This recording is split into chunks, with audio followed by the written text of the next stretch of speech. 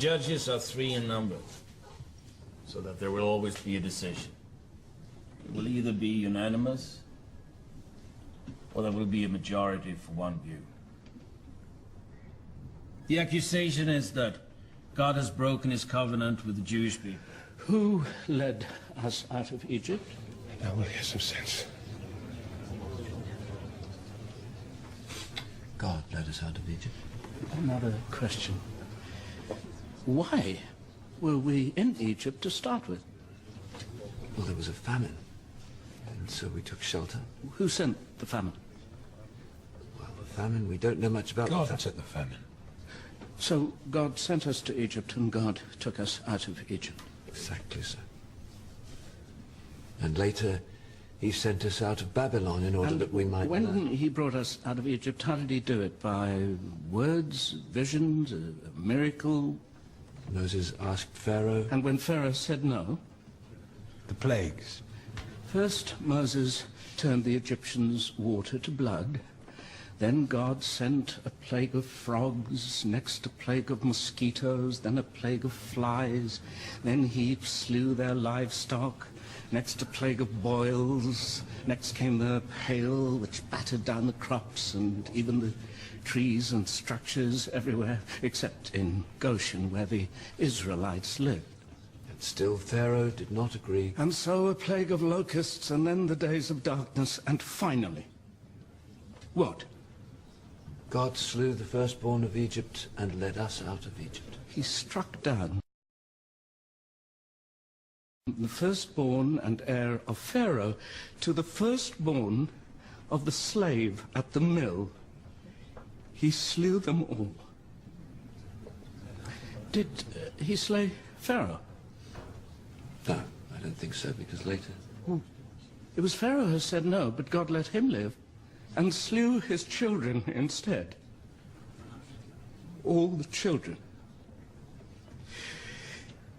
And then the people of Israel made their escape, taking with them the gold and silver and jewelry and garments of the Egyptians. And then God drowned the soldiers who pursued them. He did not close the waters up so that the soldiers could not follow. He waited till they were following, and then he closed the waters. And then what? Then the desert, ultimately the promised land. Now, the promised land it's empty, a new place, uncultivated. No, As is written. When the Lord thy God shall bring you into the land, you shall cast out many nations before you. Nations much greater and mightier than you are. You shall smite them and utterly destroy them and make no covenant with them and show no mercy to them. He's shown us his favor. We are his people. And he gave us a king in Saul. Now, when the people of Amalek fought Saul's people, what did the Lord God command? I asked the scholar. Crush Amalek, put him under the curse of destruction. Was Saul to show mercy, to spare anyone? Do not spare Do him. not spare him, but kill. Kill man and woman, babe and suckling, ox and sheep, camels and donkey. So Saul set out to do this, and on the way he met the Kenites. Now these were not Amalek's people. He had no quarrel with them. He urged them to flee. And the Lord our God, was he pleased by the mercy of Saul, by the justice of Saul? No, he wasn't. And when Saul decided not to slaughter all the livestock, but to take it to feed his people, was God pleased by his prudence, his charity? No. No, he was not. He said, you have rejected the word of Adonai, therefore he has rejected you as king. So, seeking to please the Lord our God, Samuel brought forth King Agag and hacked him to pieces before the Lord at Gilgal. After Saul there came David, who took Bathsheba, the wife of Uriah the Hittite, to himself by arranging to have Uriah killed against the wishes of God. Did God strike David for this? In a manner of speaking. Did he strike Bathsheba? In the sense that when they had... Adonai said, since you have sinned me, the child will die. You asked earlier who punishes a child. God does. Now, did the child die suddenly, mercifully, without pain? In chapter 12 we learned that in actual fact... 7 days. 7 days. That child spent dying in pain, while David wrapped himself in sack and ashes and fasted and sought to show his sorrow to God. Did God listen? The child died. Did that child find that God was just? Did the Amalekites think that Adonai was just? Did the mothers of Egypt, the mothers, did they think that Adonai was just? But Adonai is our God, surely. Oh, what, did God not make the Egyptians? Did he not make their rivers and make their crops grow? If not him, then who? What, some other God? And what did he make them for? To punish them? To starve, to frighten, to slaughter them? The people of Amalek, the people of Egypt, what was it like for them when Adonai turned against them? It was like this.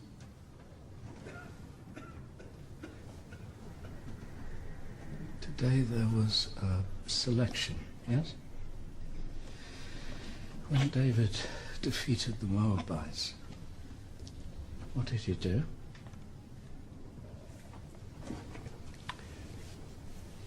He made them lie on the ground in lines, and he chose one to live and two to die. We are become the Moabites. We are learning how it was for the Amalekites. They faced extinction at the hand of Adonai. They died for his purpose. They fell as we are falling. They were afraid as we are afraid. And what did they learn? They learned that Adonai, the Lord, our God, is not good. He is not good. He was not ever good. He was only on our side.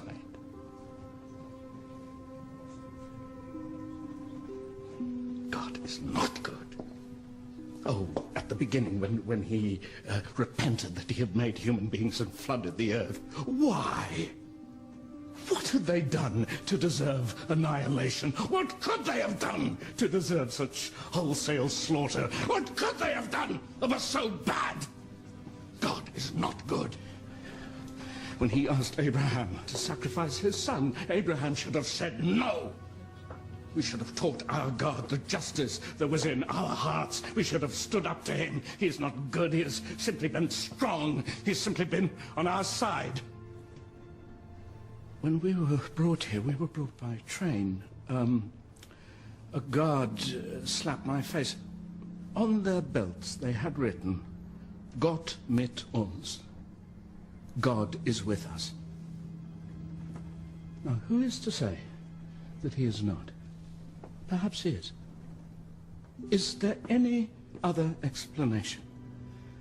What do we see here? His power, his majesty, his might, all these things, but turned against us.